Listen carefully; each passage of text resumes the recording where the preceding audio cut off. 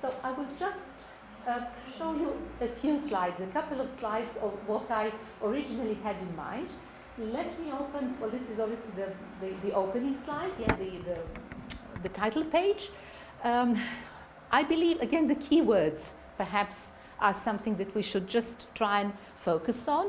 So you may remember from the very beginning that I told you that we very much, one of, let's say, our focuses of our major concerns are issues in democratic citizenship and competence-based education. In other words, we are actually now opening this third, or entering slowly, this third strand within our panel today, and that is the educational component. So we talked a lot about teaching tolerance, we talked a lot about tolerance and intolerance, problems, issues, projects within that, you know, what is going on and so on. But how about, or in a sense, what is our response to all this? Well, essentially, obviously, this is an educational problem, and what we need to look at and what we need to have a proper answer to is how to, let's say, teach tolerance and how to incorporate it into our curricula across the board, but of course, where we should probably find it most is within our linguistic and intercultural components. So within linguistic and intercultural education. I would now basically like to carry on with this concept, linguistic and intercultural education, which is my personal focus. Whatever I do kind of tackles this issue in one way or another. So I would now like to show you just essentially one slide. Let me skip all this. So that was supposed to be my presentation, but it's not going to be. Basically, where I would like to take you is this. I'll find that slide. Ways forward. Where do I think, or how do I propose we go forward from where we are now, taking into account everything that people said today? So are there some sort of synergies between research and practice, and how we can focus on the positive aspect rather than on the negative one? What do I mean by this? Of course, it is very important for us to understand the actual problem.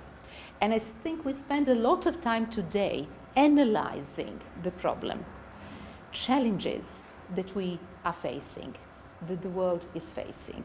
This was perhaps an excellent example, hate speech, and all the examples that you gave us, and many other components, and many other presentations. So, you know, there are obviously issues, we are aware of them.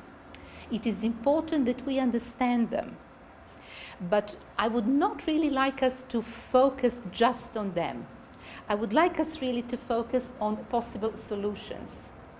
And it is us, I believe, who should actually recommend those solutions. So this is really my main argument, and I would like to hear your views when we start our discussion. So again, let me find that slide where I would like to show you what I think by... Yes. So we are talking about ways forward or future perspectives for linguistic and intercultural education, LIE for short. At one point somebody said to me, do you realize that it's LIE? Yeah, the abbreviation is LIE. Well, yes and no. If you want it to be a lie, then it is a lie. If it's not, you know, it's just LIE. It's linguistic and intercultural education. Within this concept of so-called competence-based education. So, you know, the modern concept, the postmodern rather, concept of education is very much competence-based education. We do not necessarily focus on content knowledge, factual knowledge. We focus on skills and competencies that we want our students to develop and to function properly. And of course, intercultural competence is one of those. So I basically identified here a few bullet points that I would like to draw your attention to. Again, because we are so pushed for time, please just focus on the words in red. Again, they would give you some sort of idea, or you would get my gist. So basically, I believe that linguistic and intercultural education is the pivotal, the main, the crucial, the backbone of modern competence-based education. It should be there. It is cross-curricular. It is not just about language teachers and modern languages where interculturality and awareness and tolerance should be taught. It is absolutely a cross-curricular component. So I personally believe that it is pivotal. It is there to kind of keep the structure together. That is my main point. There is another very big issue, a set of topics within the LIE, and that is the issue of identity. I believe a lot of you today tackle this issue of identity. What do we do with it? How do we respond to that? And how things basically are, structured and maintained, and so on. I listed again a few keywords that I personally like very much. Global citizenship, learners as cultural travelers. This is this concept is introduced or has been introduced by Professor Adrian Holiday from England. So education basically is in a sense a cultural journey, among other things, or intercultural journey.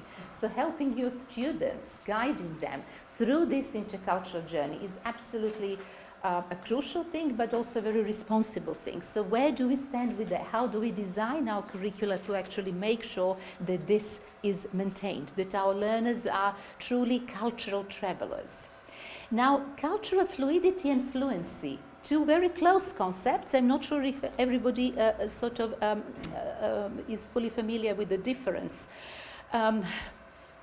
Fluency, we talk about linguistic fluency. Somebody speaks English or Spanish or whatever fluently. So you are fluent in a particular subject or a language or whatever. The same applies to culture. So can we help our students with our curricula, with our teaching, with our guidance to achieve that cultural fluency, to become absolutely, fully operational, confident communicators in intercultural contexts?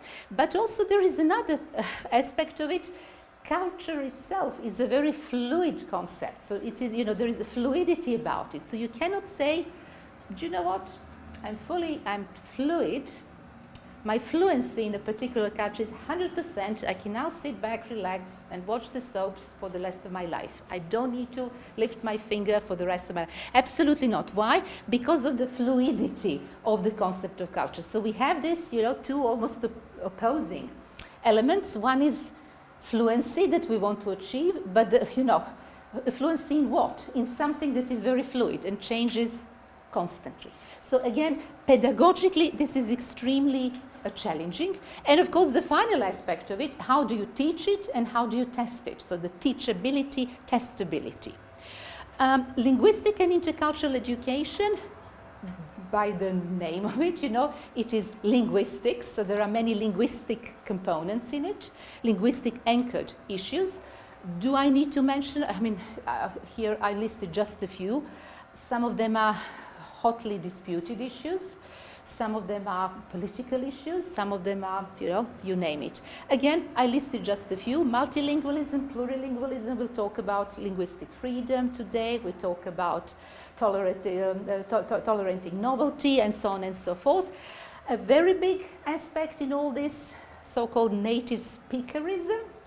I'm a TESOL person, I teach English as well.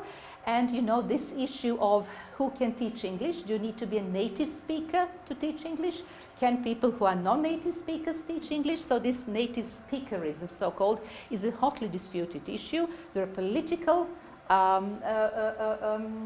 components in that, and so on and so forth. It was just the other day, actually, I think a professional TESOL association from Spain made it very explicit. I think it is on their website, that they do not, in a sense, endorse any job openings, any job adverts that specifically ask for teachers to be a native speaker. So, they advertise the job, an English teacher. If the required component is you need to be a native speaker, they say we do not endorse this. So TESOL Spain simply said, no, this is unacceptable. This is, we are not part of it. just Google or look at Twitter, you know, and see what is going on there. Absolutely hotly disputed. This is, again, in my opinion, absolutely central to this issue. Interdisciplinarity, this is my final, or the almost final, a point. This is highly interdisciplinary, as Monica just mentioned. You know, this is really interdisciplinary, and we need to embrace this interdisciplinary component much more openly. Again, I highlighted a few words. Can I just draw your attention to something they call soft skills? Have you heard about soft skills? In management studies, in HR studies, they talk about soft skills. Now, when you actually unpack these concept of soft skills, you would see that it is essentially interculturality, being able to communicate, being a good communicator, being able to convey your ideas in a way that your interlocutors can understand you. This is, you know, all of a sudden it is becoming a very big deal, you know, soft skills. But when you actually look at it, hey, what is it? You know, what do you mean by that? Interculturality, basically. And ... In other words, there's a lot more. I only identify a few things that I thought are central to my personal academic interest or personal interest as well, but also in the context of ENIEDA. We do not have, or I do not have much time for this segment of my presentation, so I think it should be enough.